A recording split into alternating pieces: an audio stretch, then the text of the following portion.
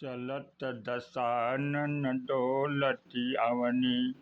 रावण विश्व विजय कर लेता है, विश्व पर अपना अत्याचार करने लगता है। विश्व विजयी रावण को ऐसे दो योद्धा हैं जो उन्हें हरा देते हैं, बाली और सहस्त्रार्जुन।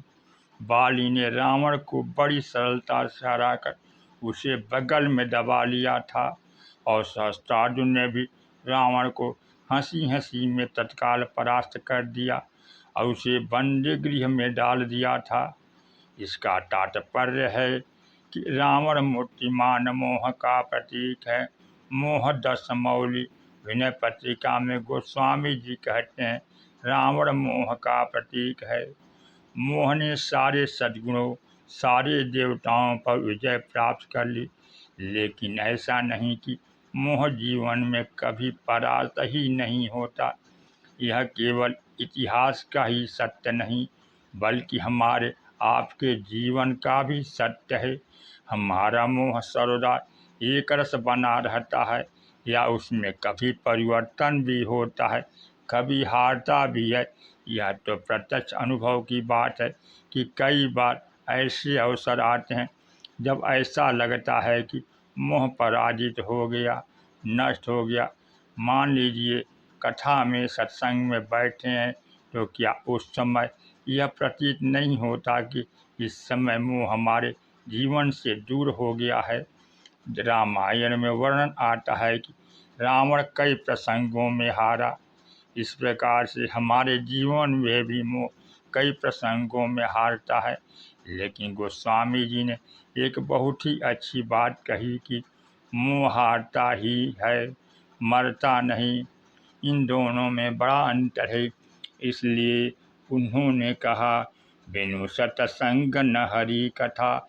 सत्संग में जाने पर हरि कथा सुनने को मिलती है, और हरि कथा सुनने को न मिले तो बिनु सत्संग न हरि कथा, तेहि बिनु मोह न भाग। बिना सत्संग के हरि कथा सुनने को नहीं मिलती, और कथा सुने बिना मोह भागता नहीं। यहाँ भागना शब्द बड़ा सार्थक है। कथा सुन रहे हैं तो मोह भाग कर कहीं खड़ा हो गया है, और ज्यों ही कथा से हटेंगे तो अब फिर साथ लग जाएगा। इसलिए मोह का भाग जाना और हार जाना महत्वपूर्ण नहीं है। कहा गया है मोह का भंग होना। इसे रामायण में दो प्रक्रियाओं का उल्लेख है, बिनु सत्संग न हरि कथा, तेहि बिनु मोह न भाग। मोह गए बिनु राम पद, होय न दृढ़ अनुराग। उत्तरकांड में गुरु जी ने शंकर जी से कहा कि महाराज कथा सुना दीजिए, तो शंकर जी ने कहा, मिलहु गरुण मार्ग मह मोहि, कवन भांति समझावहु तोहि। अरे आप तो मार्ग में मिले हैं, आपको क्या कथा सुनाऊं। गरुड़ जी बोले कि महाराज, हमारे आपके बीच ऐसी कोई बात नहीं है, अतः यही मार्ग में कथा सुना दीजिए। शंकर जी ने कहा कि कथा सुना तो दूंगा, लेकिन उसका वांछित परिणाम नहीं मिलेगा। शंकर जी चाहते थे कि गरुड़ जी ऐसी कथा सुने जिससे उनका मोह विनष्ट हो जाए। इसलिए शंकर ने वहाँ पर शब्द बदल दिए, मिलेहु गरुण मार्ग मह मोहि, कवन भांति समझावहु तोहि। तब हो सब संशय भंगा, जब बहुकाल करिए सत्संगा। मोह का भंग होना और बात है, और मोह का पराजित होना और बात। अंत में यह उल्लेख आता है कि रावण न केवल बाली से बल्कि सहस्त्रार्जुन से भी हारता है। सहस्त्रार्जुन और बाली की रावण से मित्रता हो जाती है। यह इतिहास का ही सत्य नहीं, हम सब के जीवन का भी सत्य है। हम लोग भी जब सत्संग में जाकर मोह को जीत लेते हैं तो उसके बाद मोह को मारते थोड़े ही, बल्कि उससे हमारा समझौता हो जाता है। मोह कहता है कि 1 घंटे के लिए तुम सत्संग में चले जाओ, कथा सुनो और बाकी समय हमें दे दो। इसका तात्पर्य है अच्छाई और बुराई का समझौता, सहस्त्रार्जुन और रावण का समझौता। जैसे कि बाली देवराज इंद्र के अंश से उत्पन्न हुए और बाली पुण्य का प्रतीक है। अन्य सद्गुणों को, अन्य देवताओं को तो रावण ने हरा दिया, पर जब बाली से युद्ध हुआ तो उसके समक्ष, महान पुण्य के समक्ष पाप और मोह का प्रतीक रावण हार गया। फिर वही प्रश्न उठता है कि रावण के हारने के बाद, मोह के हारने के बाद हमारे जीवन में अंतर क्या आया? यही तो हुआ कि रावण और बाली ने समझौता कर लिया। इसका मतलब है हमारे जीवन में अच्छाई द्वारा बुराई को कुछ क्षणों के लिए हराने के बाद भी अंतोगत्वा उससे समझौता ही हो जाता है। इस प्रकार यदि सहस्त्रार्जुन की गाथा पर विचार करें तो वह यही समस्या दृष्टिगोचर होती है।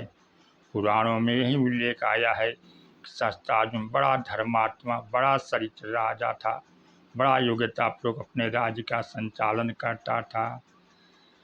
वो अनगिनत रूप धारण करते हुए घटित घटनाओं का न्यायपूर्वक निर्णय देता था। जिसकी जितनी प्रजा थी सहस्त्रार्जुन उतना रूप बना लेता था और खुफिया भेदों को जान लेता था। सहस्त्रार्जुन की हजार भुजाएं, महान पुरुषार्थ अगणित रूप धारण कर समाज का सुसंचालन करता, उसके न्याय का प्रतीक सहस्त्रार्जुन रावण से संघर्ष होता है, रावण को हरा देता है।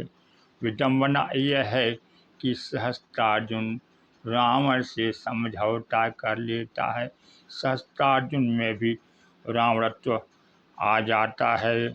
सहस्त्रार्जुन का यहीं से पतन होता है और परशुराम सहस्त्रार्जुन को हरा देते हैं। परशुराम निष्काम भाव के हैं, कितनी बार पृथ्वी को जीते लेकिन शासन नहीं किए, दान में दे दिए, बाल ब्रह्मचारी रहे, कामना उनकी कुछ भी नहीं, लेकिन वे क्रोधी हो गए।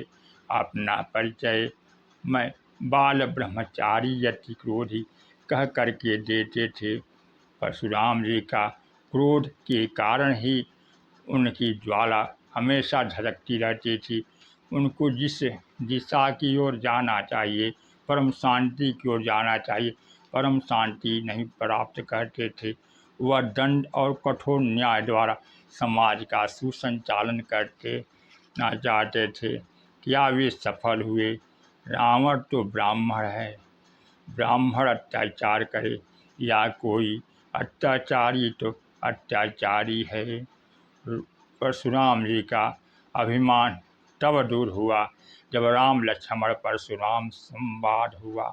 लक्ष्मण जी शेष नाग के अवतार हैं, वह भी तो भगवान राम के साथ भूमि के भार को टालने के लिए अवतरित हुए हैं। परशुराम जी की बात पर जब लक्ष्मण जी उत्तर देते थे, उस उत्तर से परशुराम जी विचलित हो जाते थे। परशुराम जी के क्रोध को लक्ष्मण जी अपने क्रोध से उनके अहम को ढीला किए। उनका अहम जब निर्मल ढीला हो गया तो भगवान राम जी के विनम्र वचनों के द्वारा, निराभिमान पूर्व वचनों के द्वारा परशुराम जी का कर्तृत्वाभिमान नष्ट हो गया और परशुराम जी भी परम शांति को प्राप्त किए और परम लक्ष्य प्राप्त करने के लिए तपस्या के लिए चले। इस प्रकार भगवान के ही द्वारा मोह का, लोभ का और अभिमान का मर्दन होता है। बाली का भी मर्दन हुआ। बोलिए सियावर रामचंद्र की जय, पवन सुत हनुमान की जय, उमापति महादेव की जय। सज्जनों, ऐसी तत्वमयी कथा श्रवण करने के लिए कथा चैनल पर नए हैं तो कथा चैनल को सब्सक्राइब करें, वीडियो को लाइक करें। जय श्री राम कमेंट करना ना भूलें।